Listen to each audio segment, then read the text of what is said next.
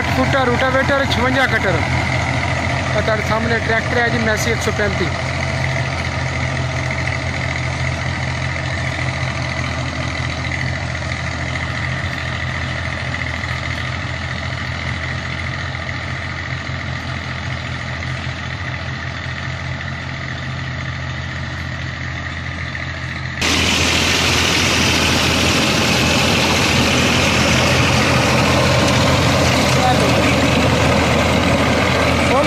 Rotavator इसे बंदे को शक हो कि रूटावेटर खुला नहीं है, फुल खुले आप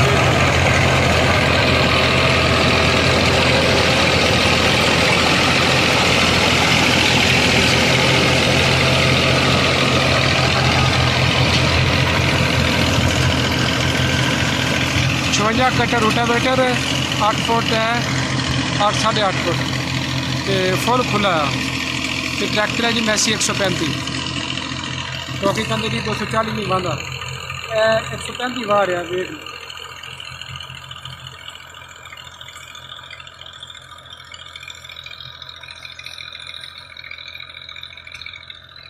लाग भी देखो कितना कितना डूंगा लेके चला जाए।